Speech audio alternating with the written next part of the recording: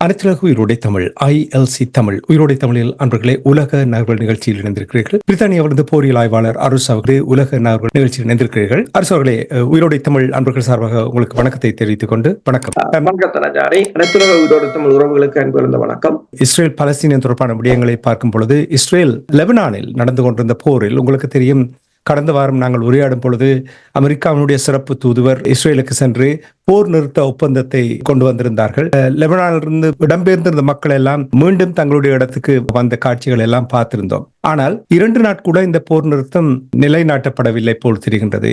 இதை என்ன காரணத்துக்காக இந்த 2 நாட்கள் கூட போர் நிறுத்தம் 2 பகுதியினராலும் கடைபிடிக்க முடியாமல் போனதற்கு என்ன காரணம்? உண்மை, அந்த போர் நிறுத்தம் வந்த போது கூட அது ஒரு பலவீனமானதாகத்தான் எல்லோரும் பார்த்தார்கள்.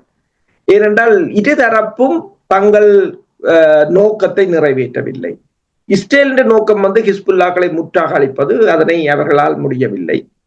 அதே போல நீங்கள் பார்த்தீங்கன்னா ஹிஸ்புல்லாக்களின் நோக்கம் காசாவில் இடம்பெறுகின்ற போரை நிறுத்துவது, காசாவில் இருந்து இஸ்ரேலிய படையினரை வெளியேற்றுவது என்பது அதுவும் நிறைவேறவில்லை.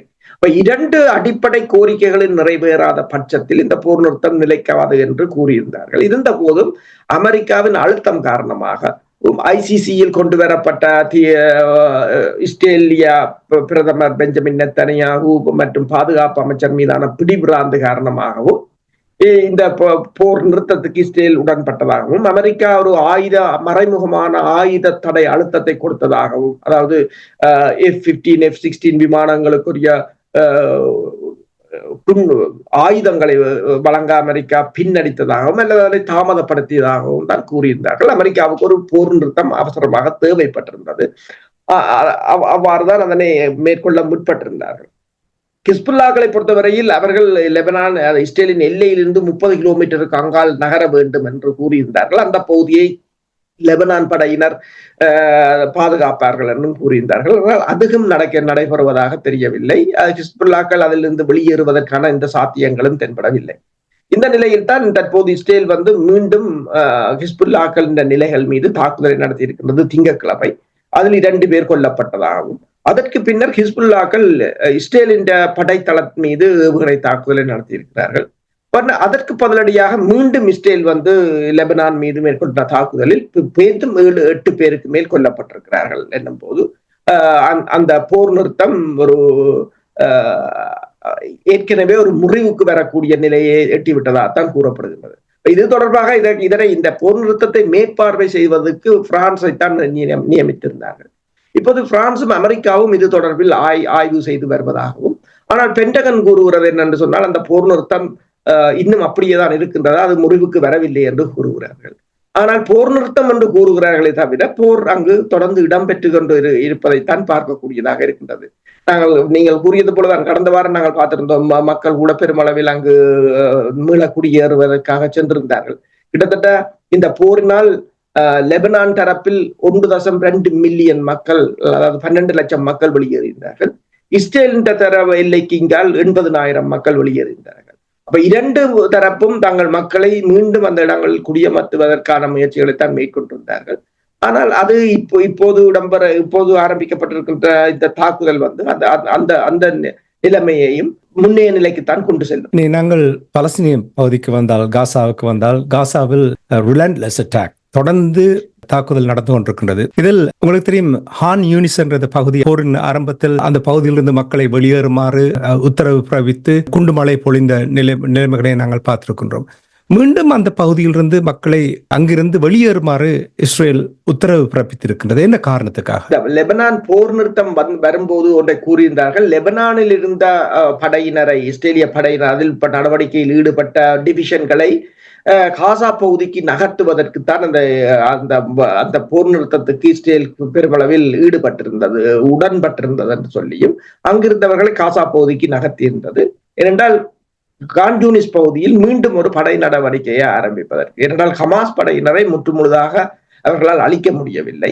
அது மட்டுமல்லாது பிழை கைதிகளை கூட விடுதலை செய்ய முடியவில்லை. கிட்டத்தட்ட 14 மாதங்களாக பிணை கைதிகளை விடுதலை செய்ய முடியவில்லை என்பது ஒரு பின்னடைவானதாகத்தான் இருக்கிறது. அப்ப இந்த நிலையில் தான் அங்கு மீண்டும் ஒரு படை நடவடிக்கையை மேற்கொள்வதற்கான ஒரு முன்னெச்சரிக்கையாகத்தான் அந்த பகுதி மக்களை வெளியேற சொல்லி இருக்கிறார்கள். ஆனால் ஏற்கனவே அங்கு இருக்கின்ற மக்கள் 95% இடம்பெயர்ந்து கூடாரங்களில் தான் வாழ்கிறார்கள்.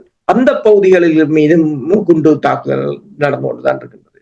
நீங்கள் கூறியது போலதான் அந்த இஸ்ரேலை பொறுத்தவரையில் அங்கு தொடர்ச்சியாக இரவு பகல் பாராது தாக்குதலை நடத்தி கொண்டுதான் இருக்கிறது. தொடர்ச்சியாக மக்களை கொன்று குவித்துக் கொண்டுதான் இருக்கின்றது. கிட்டத்தட்ட இறந்தவர்களின் எண்ணிக்கை கூட 47,000க்கு மேலே சென்று விட்டது.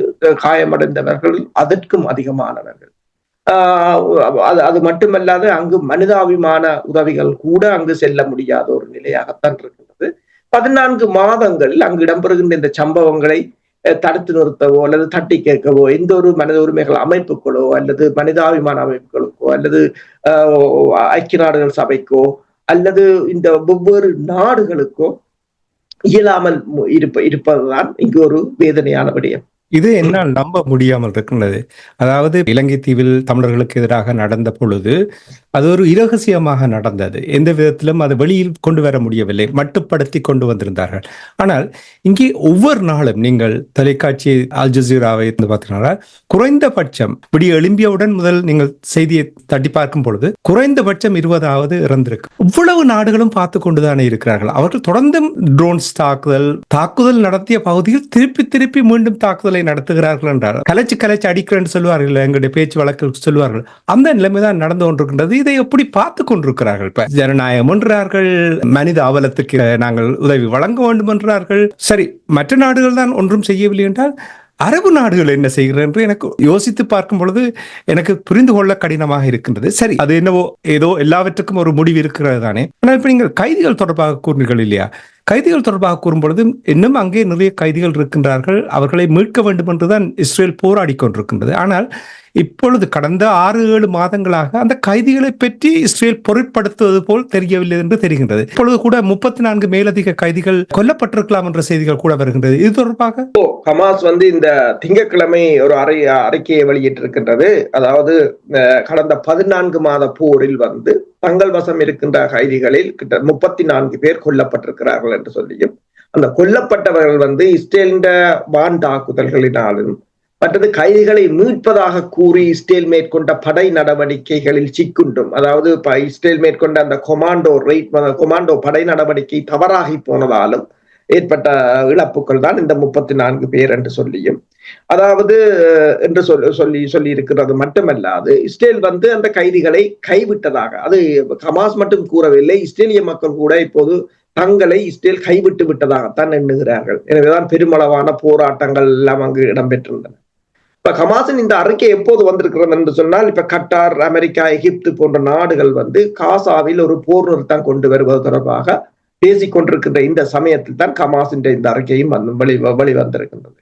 அப்ப மீதி இப்ப இஸ்ரேல் இதுவரை மேற்கொண்ட எந்த ஒரு படை நடவடிக்கையிலும் அல்லது இப்ப ஹமாஸை முற்றாக அளித்ததாகவோ அல்லது ஹமாஸின் பெருமளவான தலைவர்களை கொன்றதாகவோ இஸ்ரேல் தெரிவித்தாலும் இந்த கைதிகள் யாரையும் இஸ்ரேலால் மீட்க முடியாது போனது மிகப்பெரிய ஒரு பின்னடைவாகத்தான் பார்க்கப்படுகிறது. எனவேதான் இப்ப உங்களுக்கு தெரியும், அந்த லெபனான் பகுதியில் ஒரு போர் நிறுத்தத்தை மேற்கொண்டு அங்கிருந்த படையினரையும் இஸ்ரேல் மீண்டும் எடுத்திருக்கிறது. என்னென்று சொன்னால், மீண்டும் இந்த கைதிகளை அங்கிருந்து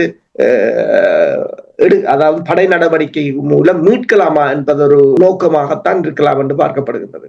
அந்த நோக்கம் இருந்தாலும் கூட உங்களுக்கு தெரியும், அமெரிக்காவுடைய நிபந்தனையற்ற ஆதரவு இருக்கிறது. ஜோ பைடன் எவ்வாறு எந்த ஒரு கட்டுப்பாடும் போடாமல் முழு ஆதரவையும் ஆயுதங்களை கொடுத்து போரை நடத்தி கொண்டிருக்கின்ற நேரத்தில் டொனால்ட் ட்ரம்ப் ஆட்சி மாற்றம் வரப்போகின்றது. டொனால்ட் ட்ரம்ப் அவர்கள் கூறுகிறார், கைதிகளை விடுவிக்காவிட்டால் பலஸ்தீனத்துக்கு அங்கே காசாவில் பாரிய விளைவுகள் ஏற்படும் என்று எச்சரிக்கை விடுத்திருக்கின்றார்.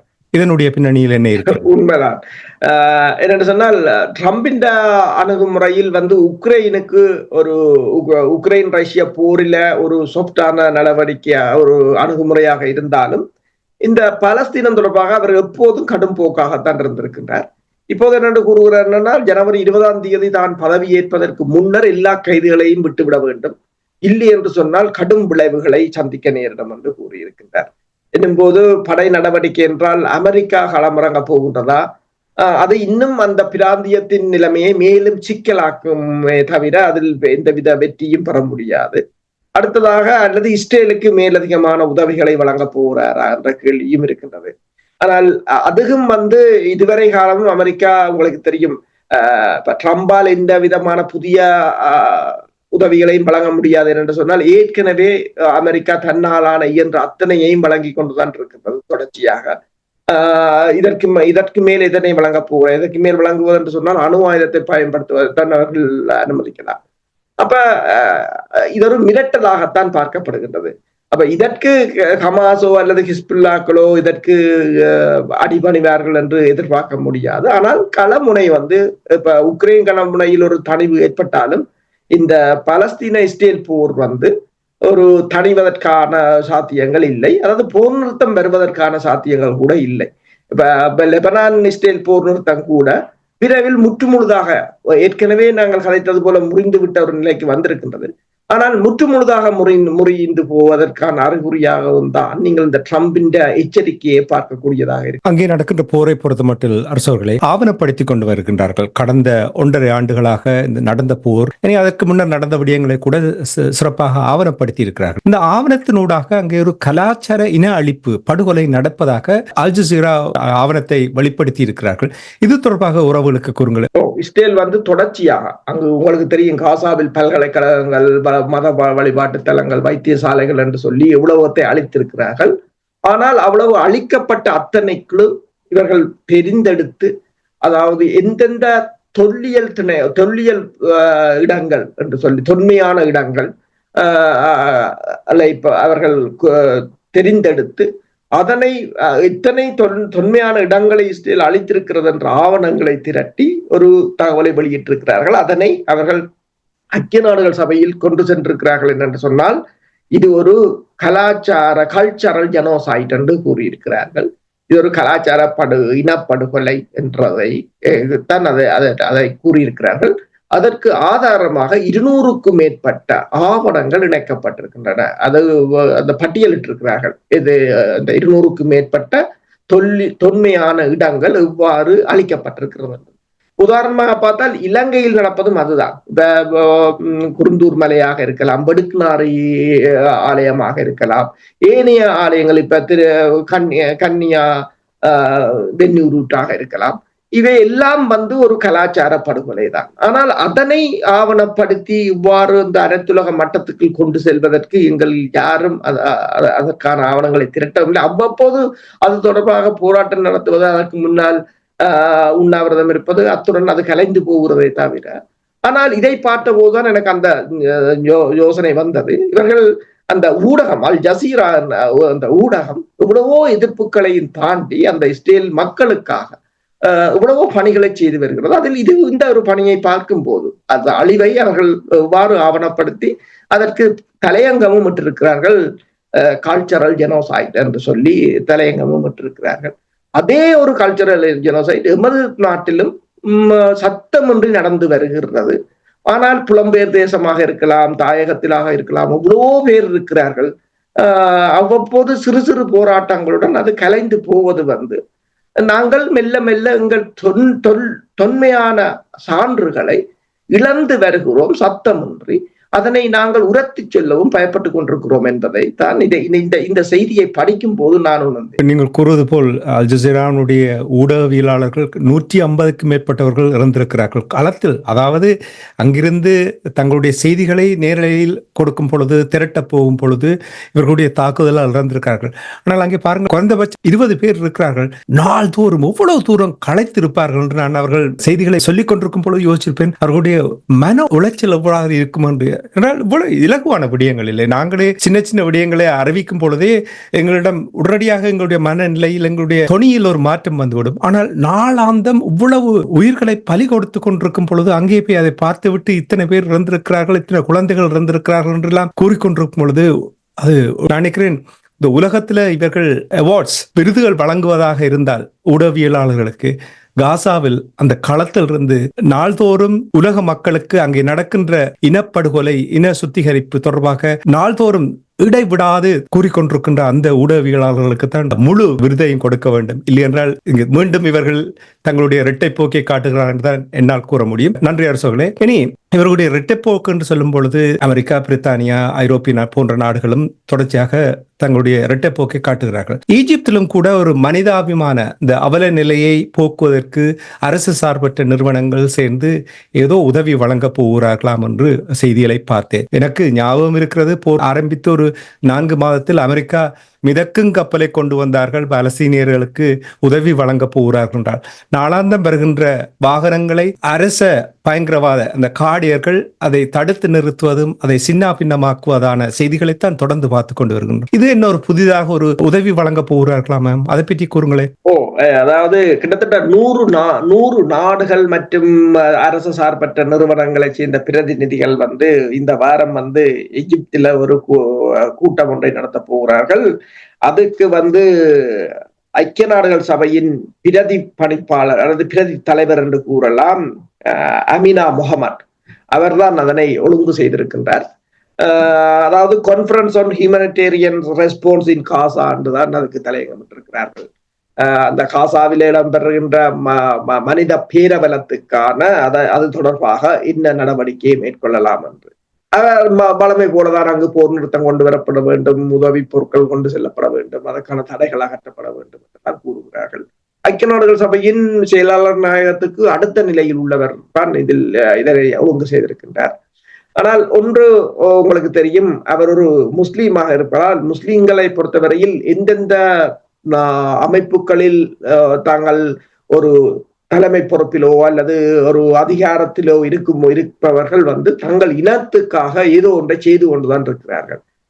அதன் ஒரு வெளிப்பாடாகத்தான் இதனை பார்க்கலாம். ஆனால் நீங்கள் கேட்டது போல, நீங்கள் கூறியது போலதான் இது எவ்வளவு தூரத்துக்கு நன்மை அளிக்கும் என்று தெரியவில்லை. ஆனால் முஸ்லிம் நாடுகளுக்கு இது ஒரு பிரச்சாரத்துக்கு உதவும். அதாவது 100க்கும் மேற்பட்ட நாடுகள் மற்றும் என்ஜிஓக்களை இணைத்து இதொரு இந்த இஸ்ரேல் என்ன செய்கிறது என்பதை வெளிப்படையாக காண்பிப்பதற்கு அவர்களுக்கு இது ஒரு பிரச்சார நடவடிக்கையாக உதவும். ஆனால் இஸ்ரேல் இதனை மதிக்கப் போவதில்லை என்று சொன்னால் ஐக்கிய நாடுகள் சபையின் செயலாளர் நாயகத் மீது கூட இஸ்ரேல் தடையை போட்டிருக்கின்றது. அவரை தனது நாட்டுக்குள் வரவிடாது தடுத்திருக்கின்றது. அதே மாதிரி இஸ்ரேல் ஐக்கிய நாடுகள் சபையின் தொண்டு நிறுவனத்தை கூட தடை செய்திருக்கின்றது.